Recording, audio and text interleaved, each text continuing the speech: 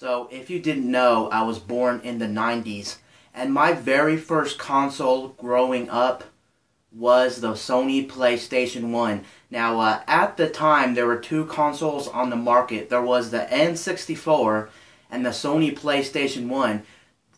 When I first got my console, I actually got my first console at a place called Funkoland. It's the equivalent of GameStop today. And my dad took me in there when I was about 6 or 7, and I got my first console. My dad bought me the PlayStation 1, and I'm assuming he got me that console instead of the N64 because he knew the name Sony off of like TVs, stereos, things like that. Because they made other products, and they still do today. They don't just make video game consoles. So that's probably why he got me the Sony PlayStation 1. I wish I did grow up with the N64, because I do like Mario Kart 64, Super Mario 64, Star Fox, things like that. But my first console was the Sony PlayStation 1, and I got one game with it when I was a kid. The very first game I ever played growing up, or the very first video game ever for me to play, was a game called Crash Bandicoot. Now, if you don't know what Crash Bandicoot is, it's this old platforming game. It's kind of the equivalent to Mario at the time. Back in the 90s, they actually had a lot of commercials promoting Crash Bandicoot. They actually technically made it their own mascot. They were trying to rival Nintendo at the time, so they had like a lot of commercials promoting Crash Bandicoot, and they didn't just show gameplay of the game.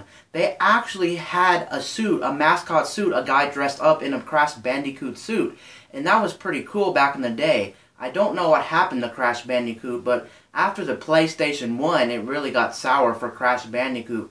But that was my first console ever growing up. And my first violent video game or M-rated video game has to be a game on PS1 called Fighting Force. If you don't know what Fighting Force is, it's a brawler, a 3D brawler. It's not a very long game, and if you were to go back and play it right now, it doesn't technically hold up really well. So that's why I don't ever play it. I thought it was a good game back in the day. It just doesn't hold up well now in today's standards. The graphics are just not something you'd want to go back to. But Crash Bandicoot was a very awesome system.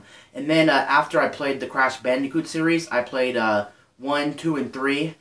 I then went over the Spyro series, but I only played one Spyro game. The only Spyro game I played was Spyro Year of the Dragon. The one where you go around collecting baby dragon eggs and you gotta save all the baby dragons. That's the one I played, and I never actually beat it as a kid. I got almost to the very end of the game, but I never beat it. And then after the PS1, I went immediately to the PS2. The main thing that got me to buy a PS2 is, or my parents to get me to buy one, was that I begged my parents because Crash Bandicoot was coming out for the PS2. I basically bought it just for Crash Bandicoot, to be honest.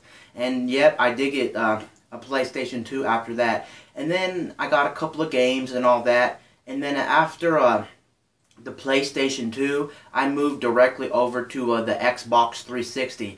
The reason is because I went to one of my friends' house and I was blown away by Halo at the time. My friends were all playing Halo 1, Halo 2, and things like that.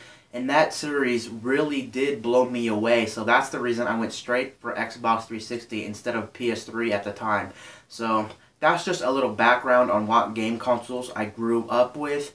Now, starting with the handhelds, I also grew up with the Game Boy Color. I never grew up with the original black and white Game Boy. I grew up with the Game Boy Color. And my first two games were Mario Golf and the original Pokemon. I got Pokemon Red, I think, the day it came out, and that game was amazing. I still love that game to this day. I love the original Pokemon game. I put a lot of hours into that game as a kid, and I was really blown away that I can do battles and feel like I'm in a different world on the go. That's one reason I like handhelds, because I grew up with handhelds, and they're just amazing, the world you get in a little pocket-sized device, which is very, very awesome.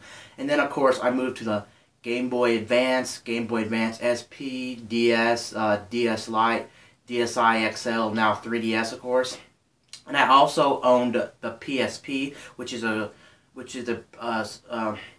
one right before the Vita. I did have the PSP, and out of all the portable consoles or handhelds, the one that I like the most out of all of them has to be the PSP. I like all the RPGs on that system.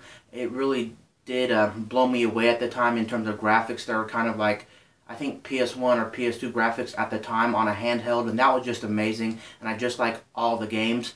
And the 3DS is almost about on the top of my list, either, but almost rivaling the PSP. I apologize for butchering that name, but yeah, it's about second close to me in terms of a best handheld of all time. So PSP and 3DS are my two favorite handhelds of all time. Despite me owning the Game Boy Color as a kid, I just can't really tend to go back to the Game Boy Color. The only two games I would really want to play would have to be Mario Golf, which I already have for my 3DS, and Pokemon Red and Blue. I grew up with those as a kid, and that's just a little background of what game consoles I grew up with as a kid. And don't forget to subscribe or follow me on Twitter. My Twitter username is going to be the same as my YouTube username. It's Onside Homeboy. Please follow me over there if you want the latest updates on when I'm making a new video, when a video is going to be delayed, and things like that, so you're not going to be left in the dark wondering what happened to my channel. And anyway, peace out. I'll see you guys later in my next video. I'm out.